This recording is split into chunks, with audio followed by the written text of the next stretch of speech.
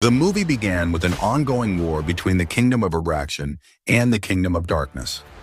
An army of Dreadite creatures wreaked havoc throughout Abraxan, beheading everyone who crossed their path. Abraxan Prince Halgan witnessed the massacre of his army at the hands of the Dreadites. Soon, he too was caught by one of them and was about to be killed when another warrior named Deathstalker appeared on the battlefield. He fought the Dreadites fiercely and emerged victorious.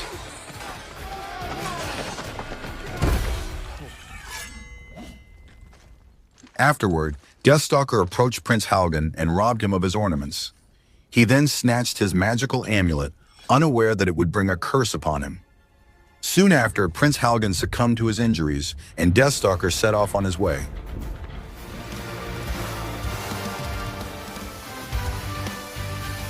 Later, Deathstalker arrived at a tavern.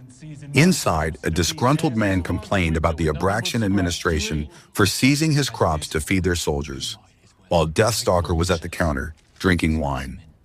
The disgruntled man noticed Deathstalker and asked his friend who he was. The old man replied that rumors claimed Deathstalker was once a knight in the Queen's army of Abraxan and the sole survivor of the massacre at Grimvault. Deathstalker took out the amulet and noticed it glowing. Suddenly, a four-headed creature burst into the tavern, intending to take Halgan's amulet from him by force. Deathstalker refused to hand it over, which sparked a fierce battle between them.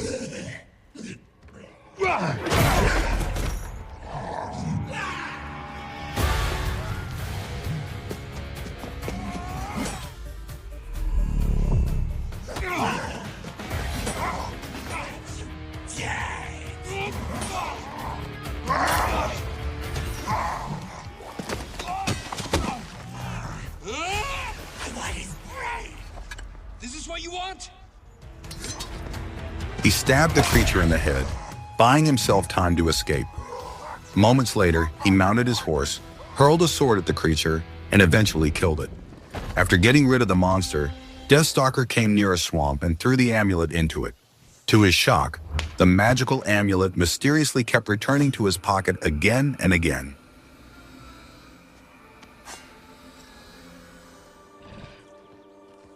Seeking help, he arrived at a shack belonging to a sorceress named Toralva. He entered, showed her the amulet, and asked for guidance. Toralva told him that the amulet was bound to him by a curse, and that it could only be passed on through the death of its current bearer. Distressed, Deathstalker offered her his blood in exchange for a way to lift the curse. Toralva then told him about a wizard named Daedalad, who could help decipher the ancient language engraved on the amulet. She directed Deathstalker to find the wizard without delay. Before he could leave, the cursed amulet flew back into his hand.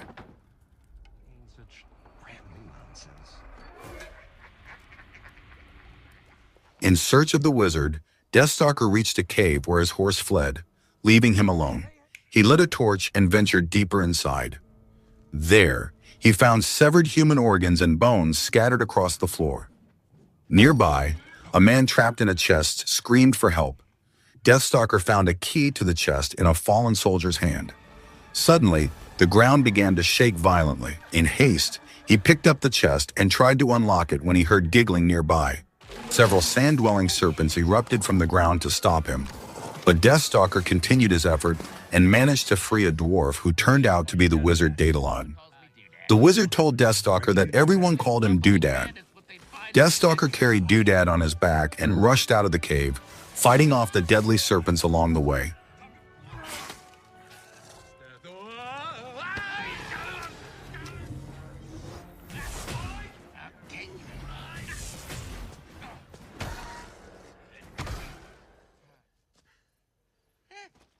Meanwhile, at the tavern, the barkeeper tried to remove the lifeless body of Scarabus when a stony man appeared and killed him with a hammer. Deathstalker showed the amulet to Doodad and explained that he had taken it from the dying Prince Halgan. Grateful to Deathstalker for saving his life, Doodad agreed to help him decipher the runes on the amulet. Doodad revealed that the runes belonged to the Asmordian language, the precursor of the Abraxan Empire. Although he couldn't read them himself, he mentioned a great and skilled wizard named Yudan, who could decipher the indecipherable runes. However, Sodan now rested in his crypt and was soon to be entombed with his scrolls, one of which contained the Asmodean cipher. Doodad claimed that with the help of that scroll, he could read the amulet and reverse the curse. At sunrise, Deathstalker carrying Doodad on his back headed out in search of the crypt. On the way, he revealed to Doodad that he slew a beast at a tavern and noticed a strange symbol on his shoulder. To simplify it, Deathstalker drew the symbol on the sand, leaving Doodad shocked. Doodad then explained to him that the symbol belonged to the sect of Sidor, which was wiped out eons ago. Shedding more light on the sect of Sidor, Doodad said that this sect used to be an ancient cult of sorcerers obsessed with mysteries of the outer realms. Their Necromemnon was defeated, and all the records of his teachings were destroyed. So if the symbols you saw are from the sect of Sidor, Necromemnon is back to finish what he had started. After this revelation, Deathstalker and Doodad continued their journey to Exodon's crypt, unaware that a weird emissary of Jotak kept an eye on them from far. Deathstalker pulled out the amulet only to see its eyes glowing, meaning someone was approaching. They concealed themselves behind a rock as a horse rider wearing a weird mask stopped by there for a while. Soon the same emissary arrived and gave him a message. Following that, the horse rider threw some berries onto the ground, which soon transformed into a horde of dreadits. Without delay, Deathstalker, carrying Doodad on his back, hid behind a rock. Doodad pulled out a stone from his pocket and pulverized it, creating a flying creature with his magic to protect them, but the worthless creature began troubling them instead.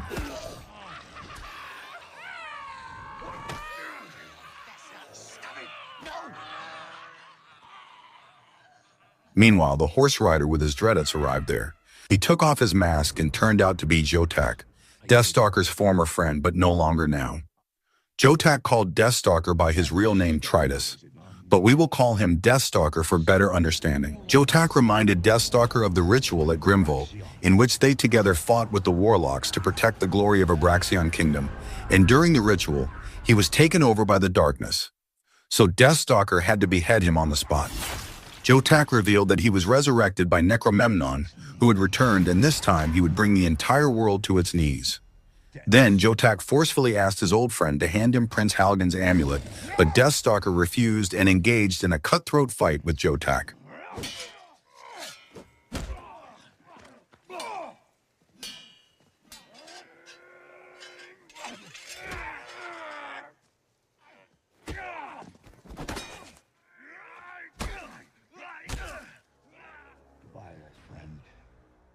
In this grueling fight, Deathstalker cut off Jotak's one arm and fled the forest before the dreadits could catch him.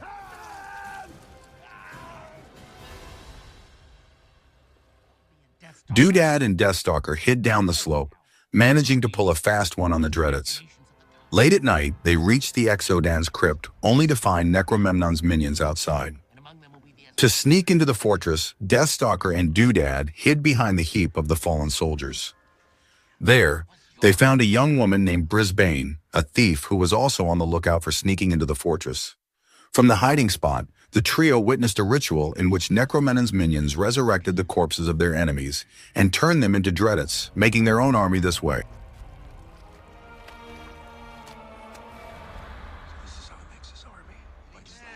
The path to Exodan's crypt became clear, so Doodad and Brisbane left to retrieve the scrolls, leaving Deathstalker to keep an eye on Necromemnon's sorcerers outside. Inside the crypt, Brisbane began bagging the precious ornaments, then she helped Doodad slide open the sarcophagus. Doodad got into sarcophagus and began to find the correct scroll that could translate the Asmodean language. Outside, Deathstalker was caught by a guarding pigman, and soon a fight erupted between them. Inside, while looking for the scroll, a faceless sorcerer walked into the crypt with an intent to stop the process inside. Outside, Deathstalker managed to overpower the pigman, splitting his head in half.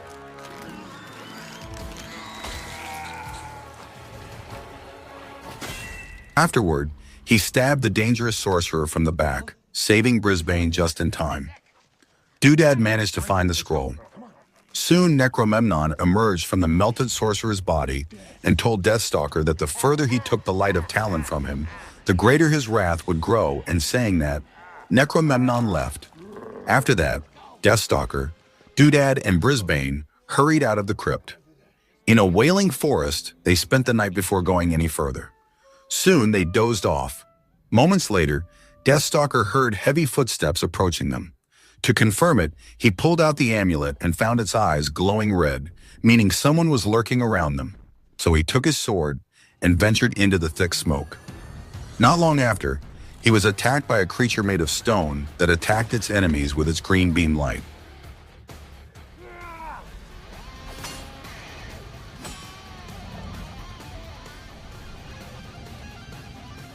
Brisbane removed the green eyes, completely disabling it. Seizing the chance, Deathstalker dismantled the stony man by emptying its green fluid. The very next moment, the stone man turned into rubble. Brisbane picked up the green eyes, kept it with her, and left. Jotak was on the table with his severed arm, while Necromemnon prepared to perform a ritual on him, using which he gave a more powerful arm to Jotak.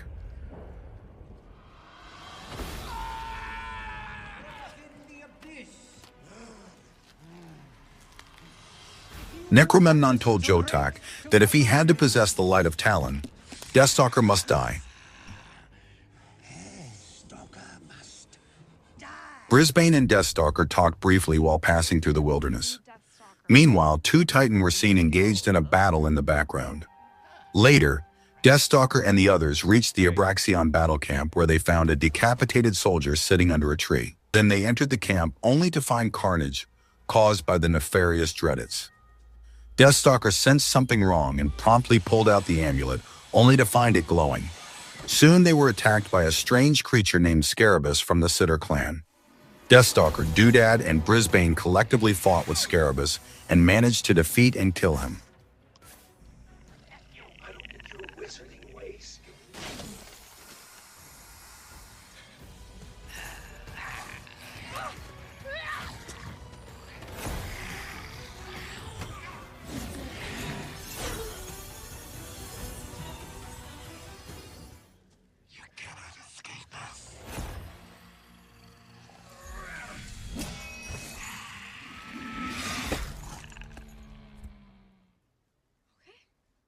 At night, Doodad and the others briefly stopped in a forest around a bonfire, where Doodad managed to decipher the Asmordian runes and freed Deathstalker from the amulet's bonds. I've deciphered them. You're now free from the amulet's bonds. But wait, there's more. Explaining Talon's prophecy to Deathstalker, Doodad said that the Abraxion kingdom was once ruled by the magic of two supreme beings, Talon, the Wizard King of Light, and Sidor, the Witch Lord of Darkness. Together, these titans battled over the fate of existence, using mortals as their pawns. As Sidor's power grew too strong to defeat, Talon created a weapon so powerful that only those who walked between the worlds of life and death could wield it. Talon prophesied that one day, a warrior would rise to wield its four blades to extinguish the four hearts of evil, saving the kingdom from an endless reign of darkness. At sunrise, Deathstalker woke up but couldn't find Brisbane anywhere, and his amulet was missing too, meaning Brisbane had betrayed them. Soon, a group of archers appeared and took Deathstalker and Doodad hostage. They brought them before their leader, Grendel, the head of the Thieves Guild, while Brisbane played a flute nearby. Grendel showed Halgan's precious amulet to Deathstalker and told him that Brisbane had truly proven herself worthy by helping capture him. Grendel then signaled one of her minions to strike Deathstalker for not sharing his bounty with her. Meanwhile, she told another minion that Prince Balder was expecting her at Grimvault before nightfall, as she had to return Prince Halgan's amulet to him. Saying this, she tossed her half-eaten apple into the nearby swamp, unknowingly awakening the swamp-dwelling creatures. Afterward, she ordered her archers to kill Deathstalker and Doodad, but by God's grace, the swamp dwellers emerged on the surface and began killing the archers.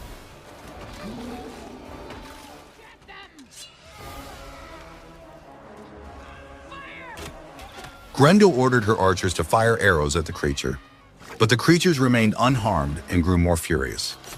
Grendel was gravely injured in the chaos, and seizing the chance, Deathstalker rushed over and retrieved the amulet. Grendel tried to stop him, but a creature arrived and ripped off Grendel's head, killing her. Deathstalker took up his sword to defend himself from the creature, but Doodad began playing the flute, captivating the creatures. He signaled Deathstalker to embrace the creature. Deathstalker fearfully hugged the creature, calming him down.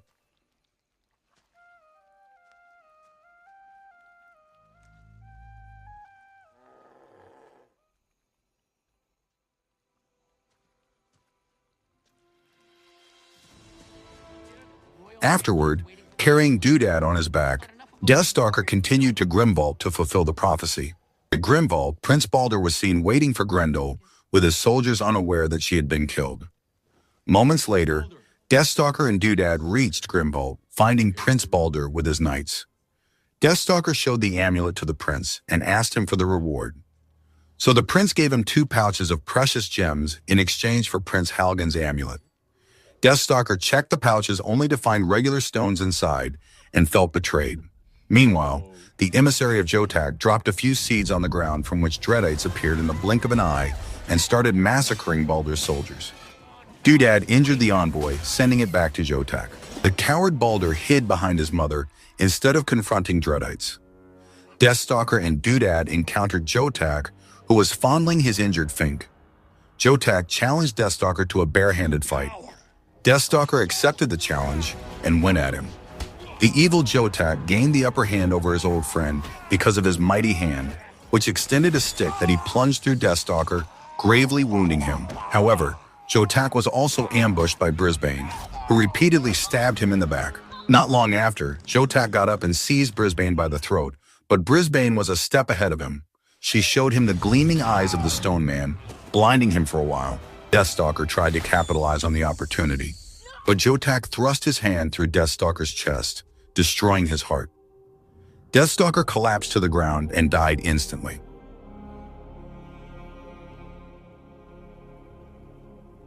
Dreadites forcefully brought Prince Baldur to Jotak, who asked him to hand him Prince Halgan's amulet. Baldur quickly gave the same to Jotak and ordered him to release him at once, but Jotak had other plans in his mind. To Necromemnon's fortress. Elsewhere in the forest, Deathstalker was lying dead on the ground. The swamp creatures approached his body, picked it up, and left. Afterward, they magically healed Deathstalker, bringing him back to life. Deathstalker thanked them for resurrecting him and set out to save his friends. At Necromemnon's fortress, Brisbane and Doodad were brought before Necromemnon by Jotak. Necromemnon restrained Doodad and told Brisbane that serving Sidor was her destiny. He then forcibly made her drink a black liquid infused with the power of darkness. After that, Necromemnon dropped the amulet into the black liquid so that no one could use it to reach the light of Talon. Meanwhile, Deathstalker stormed into the fortress and began taking down the Dreadites. He quickly freed Doodad just as Brisbane was being possessed by the darkness nearby. Necromemnon told Deathstalker that Brisbane had become a vessel of Sidor and he couldn't save her. Enraged, Deathstalker grabbed his sword and attacked Jotak one last time to take revenge on him.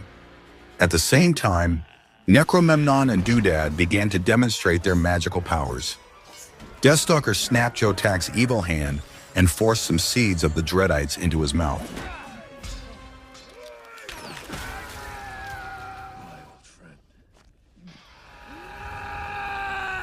Soon, Jotak's body burst open, and a Dreadite emerged from it. However, the poor creature couldn't survive for long and was slain by Deathstalker. Doodad hurled a magical orb at Necromemnon, who dodged the attack, unaware that he was about to be buried under the falling debris. Then Sidor, the Witch Lord of Darkness, began to emerge from Brisbane's body. Necromemnon hailed her and sacrificed himself for her.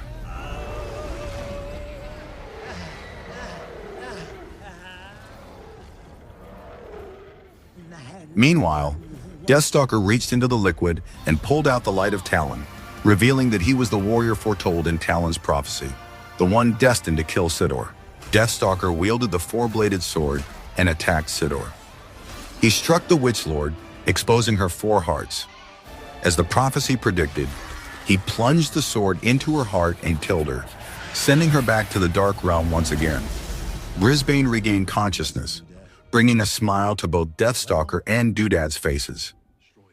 In the end, Deathstalker asked Doodad to destroy the powerful sword so that it could no longer rule their fate.